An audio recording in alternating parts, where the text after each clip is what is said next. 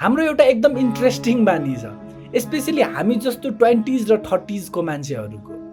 अफिसको काममा यति बिजी हुन्छौँ कि हामी आफ्नो हेल्थ, आफ्नो गोल, आफ्नो लाइफलाई नै बिर्सिन्छौँ। साथीहरूसँग घुम्न जाने, रमाइलो गर्ने सोच त हुन्छ, तर पछि जाम्ला भनेर बस्छ र साँच्ची भन्नुपर्दा त्यो पछि कहिले पनि आउँदैन।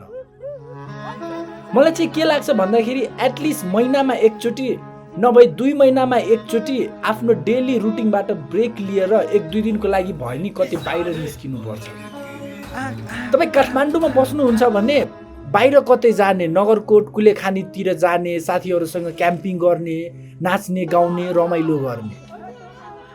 मलाई चाहिँ कस्तो ठाउँ मनपर्छ भन्दाखेरि डाँडा माथि एउटा सानो गाउँमा, माटोको घरमा केही नगरिकन यत्तिकै अल्छिलाएर बस्ने, अलि साइडमा एउटा सानो झरना होस्, यस्तो गर्मीको मौसममा टक्क स्विमिङ गर्न मिलोस्, अनि सानो हाइक गर्ने प्लेस भयो भने त बेस्ट। सुन्दा कस्तो मजा आयो नि, तर एक्चुअली यस्तो ठाउँ छ।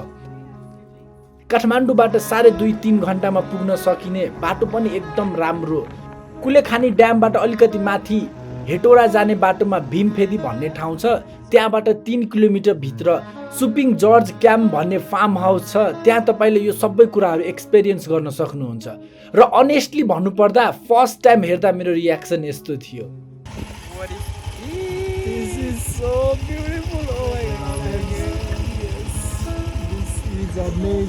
Absolutely beautiful. हामी यहाँ 3 दिन बस्यौँ, literally doing nothing, and that was the best part.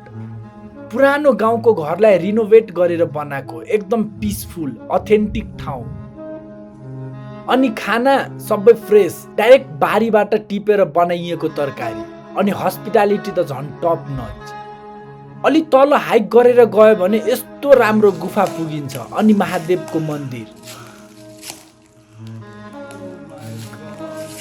अनि अलिकति तल त झन् यस्तो दामी झरना where you can swim. I genuinely love this place. So हजुरहरू पनि आफ्नो साथीहरूसँग काठमाडौँबाट अलिकति कतै टाढा पिसफुल ठाउँमा जान चाहनुहुन्छ भने try this place. I swear you want regret.